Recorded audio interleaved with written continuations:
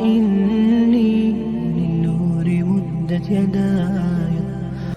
السلام عليكم ورحمة الله وبركاته. الحمد لله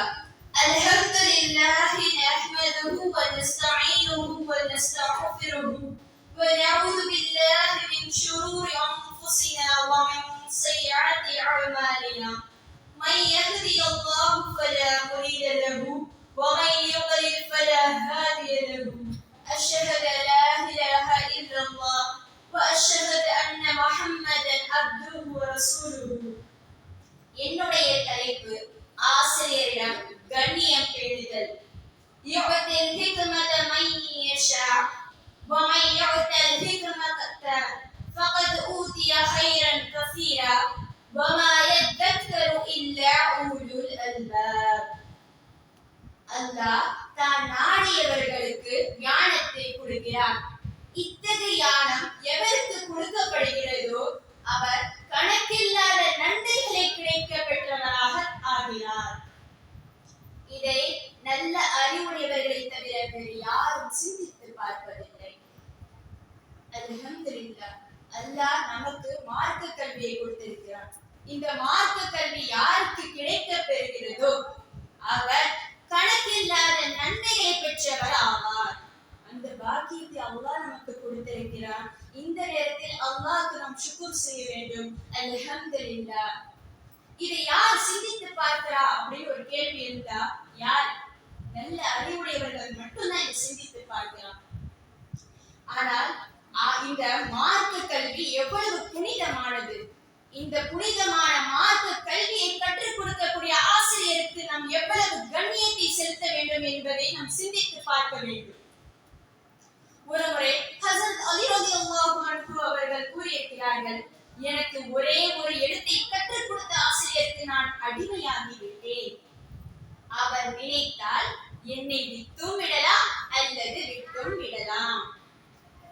இதுல நம்ம என்ன படிப்பினையை தெரிஞ்சுக்கணும்னா, அவருடைய ஆசிரியருக்கு அவர்கள் எவ்வளவு கண்ணியத்தை கொடுத்திருக்கிறார்கள் என்பதை நாம் சிந்தித்து பார்க்கணும். அவங்க நினைச்சா என்னை விட்டும் விடலாம் இல்லாட்டி விட்டும் விடலாம். அந்த ஒரு எழுத்தை கற்றுக் கொடுத்த ஆசிரியருக்கு நான் அடிமையாகி விட்டேன் என்று கூறியிருக்கிறார்கள். அப்ப ஆசிரியரிடம் எவ்வளவு கண்ணியத்தை பேண வேண்டும் என்பதை சிந்தித்து பார்க்கணும்.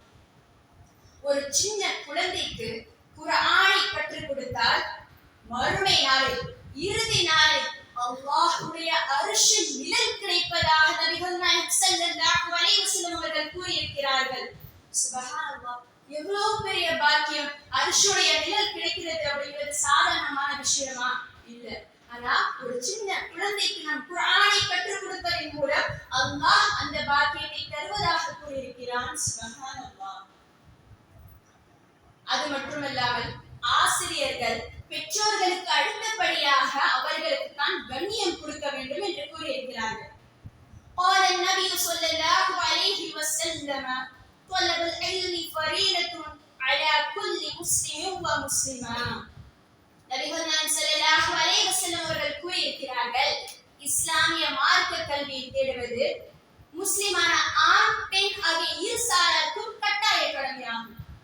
இது பெண்கள் மட்டும்தான் படிக்கணும், ஆண்கள் மட்டும்தான் படிக்கணுங்கிறது கிடையாது. ரெண்டு பேருக்குமே கட்டாய கடமை. அந்த கட்டாய கடமையான ஆசிரியர்கள் இதை நம்ம போதிக்கிறாங்க, நல்ல விஷயங்களை சொல்லி கொடுக்கிறாங்க. ஆனா அவர்களுக்கு நம்ம என்ன பண்றது இல்ல? கண்ணியத்தை கொடுக்கிறது இல்ல. நஊது பில்லாஹ் மின்ஹா, அல்லாஹ் பாதுகாத்தவர்களை தவிர. அது மட்டுமல்லாமல் யார் ஆசிரியர்களை மதித்து நடக்கவில்லையோ அவர் என்னை சார்ந்தவர் அல்ல என்று நபிகள் நாயகம் ஸல்லல்லாஹு அலைஹி வஸல்லம் அவர்கள் கூறியிருக்கிறார்கள். யாரா ஆசிரியரை மதித்து நடக்கலையோ அவங்க எல்லாம் நம்மை சார்ந்தவர்கள் அல்ல என்று சொல்லியிருக்கிறார்கள். எவ்வளவு பெரிய வார்த்தை! நஊது பில்லாஹ் மின்ஹா, அல்லாஹ் பாதுகாக்கணும். முஃமின்கள் எல்லோருமே மார்க்க கல்வியை கற்றுக்கணும். அதே மாதிரி ஆசிரியர்களுக்கும் நம்ம கண்ணியத்தை வேணும். நபிமார்களுடைய வாரிசுதாரர்கள் யார் என்றால் ஆசிரியர்களே, அதாவது மார்க்க கல்வியை கற்றவர்களே அப்படின்னு சொல்லியிருக்காங்க. அப்ப நபிமார்களுடைய வாரிசுதாரர்கள் என்று சொல்லியிருக்கிறார்கள் நபிகள் நாயகம் ஸல்லல்லாஹு அலைஹி வஸல்லம் அவர்கள். அப்ப அந்த மார்க்க கல்வியை கற்றுக் கொடுக்கக்கூடிய ஆசிரியர் தான் நபிமார்களுடைய வாரிசுதாரர்கள். நபிக்கு எவ்வளவு முக்கியத்துவத்தை கொடுக்கிறோமோ அதே மாதிரி அவங்களுடைய வாரிசுக்கும் நம்ம கொடுக்கணும். மார்க்க கல்வி அப்படிங்கிறது ஒரு மொழி. அந்த மொழியை பெற்ற ஆசிரியர்களை நம்ம மதித்து நடத்தணும், மரியாதையுடன் நடத்த வேண்டும். யார் திருக்குரானை தாமும் கற்று அது பிறருக்கும் கற்றுக் கொடுக்கிறார்களோ அவர்கள் தான் சிறப்புக்குரியவர். அது மட்டுமல்லாமல் அல்லாஹும் அவனுடைய வானவர்களும், வானங்கள், பூமி, ஏன் புற்றுக்குள் இருக்கும் எறும்பு, கடலுக்குள் இருக்கும் மீன் எல்லாமே ஆசிரியர்களுக்காக துவா செய்து கொண்டிருக்கிறன. அது மட்டுமில்லாம அந்த ஆசிரியர்களுக்காக பாவமளிப்பும் தேடிக்கொண்டு இருக்கிறது. சுப்ஹானல்லாஹ், அல்லாஹ் எவ்வளவு பெரிய பாக்கியத்தை ஆசிரியர்களுக்கு கொடுத்திருக்கிறான். ஆனா அவங்கள்ட்ட நம்ம கண்ணியத்தை கொடுக்கிறதே கிடையாது.